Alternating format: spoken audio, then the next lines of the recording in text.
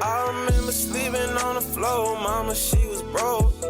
Was taking showers in the cold. And I remember seeing niggas sell dope, buying cars and clothes. So that's the only thing I know. We had no house, no lights, no car. We ain't had no food. No. True horror story about the tent in the forest. Wow. I grew up in Bradford, Pennsylvania. Right. Have any of you ever heard of Zippo lighters? Nope. They're from here. Okay. A thick forest surrounds the town, along with most of the neighborhoods. My family lives sort of on the outskirts of... He literally just said some cluckness.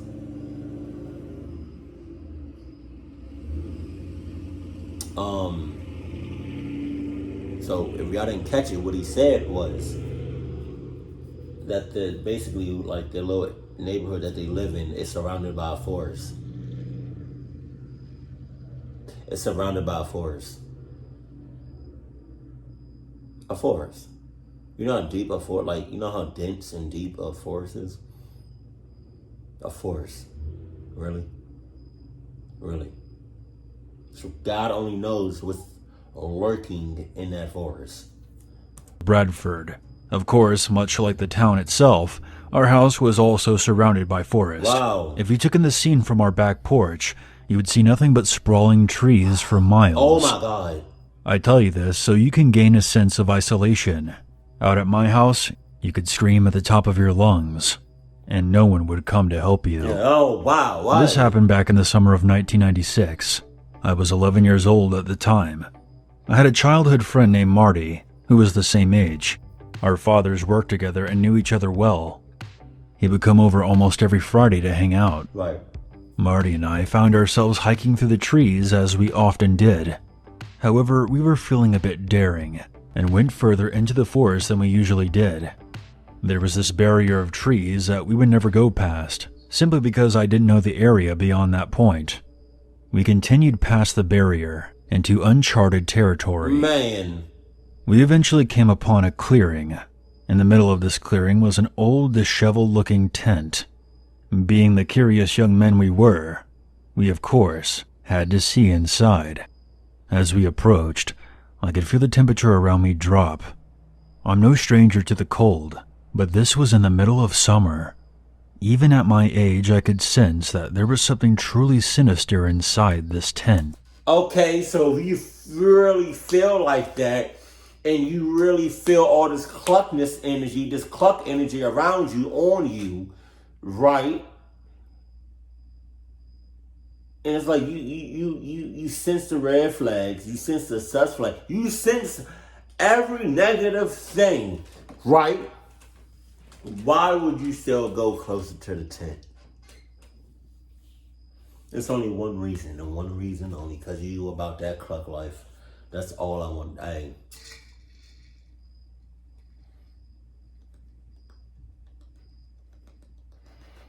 Oh God, I've been wanting to do that for a little minute now, because I can't really take out the AirPods while I'm watching the video, because if I take it out, it's going to pause the video. I don't got time for that. But, wow.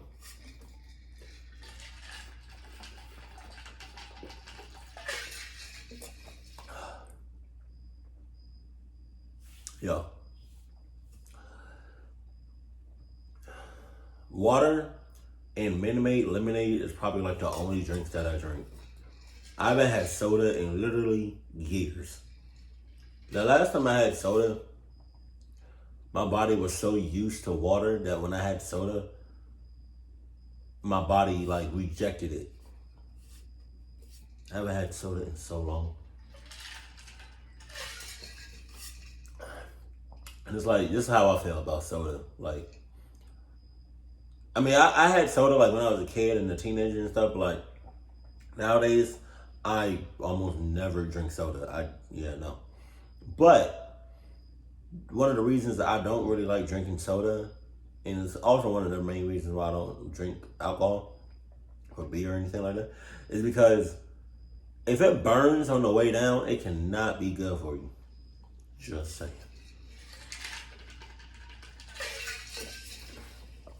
Let's get it. Let's go back to it. A part of me was screaming to hightail it out of there, but my own curiosity pushed me forward. We both stopped just outside the tent. Wow. And suddenly, we were both too frightened to move any further. We were both frozen in place, staring at the open flap of the tent as it swayed from side to side. The sky seemed to grow even darker since we discovered this tent, and though we were standing directly in front of it, we could not see inside. What happened next is the reason that I still struggle with alcoholism. A dark hand slowly emerged from the tent's opening. It reached out to us, with long black nails protruding out from its fingertips. I'm not ashamed to admit that I pissed myself out of fear.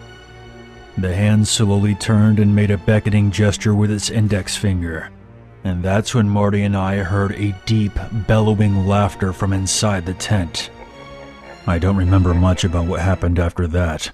I just remember me and Marty running for our lives, tearing through the woods and back to my house. I do have a vague memory of me briefly looking behind me as I ran to see a tall, dark, and human figure standing just outside the tent. Shit! Upon returning, Marty immediately called his mom to come pick him up. My mother asked us what was wrong, and we both explained to her that we saw some kind of creature in the forest. My mother ultimately dismissed our claims, but led us in a prayer while we waited for Marty's mom to arrive. Marty never came back after that, and we sort of drifted apart. I would.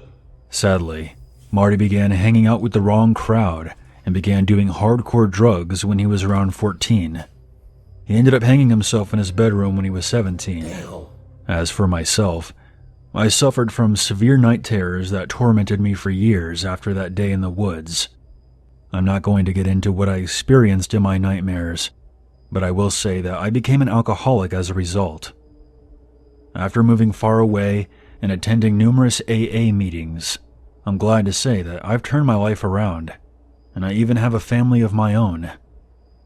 I still visit Bradford every now and again to check in on my aging parents. Whenever I'm there, I always set flowers on Marty's grave. I'm still convinced that what we saw that day in the woods contributed to his death. Now that I have some perspective, I think what Marty and I encountered was a demonic presence. It followed us home and proceeded to turn both of our lives upside down. There were rumors of people worshiping Satan out there in those woods around the mid to late 90s. Perhaps they awakened something, and Marty and I just happened to be at the wrong place at the wrong time.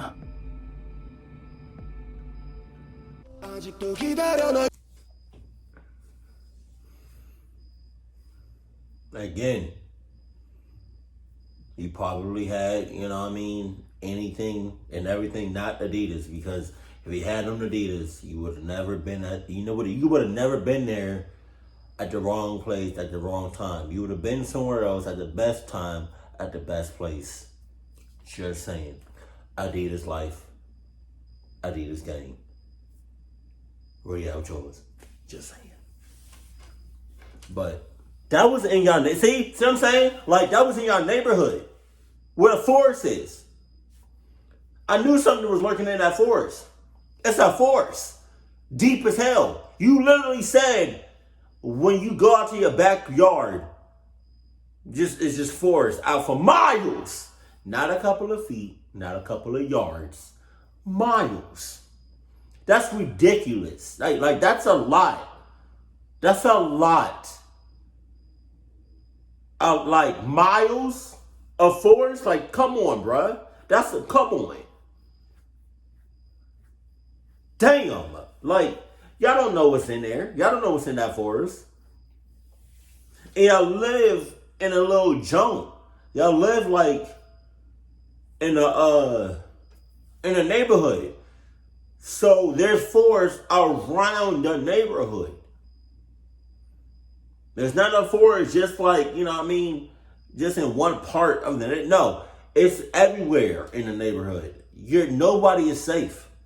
Nobody. So either everybody in the neighborhood, everybody in the neighborhood either packs up and moves somewhere else that's like completely open and, you know, with people and shit and civilization, and let nature take its course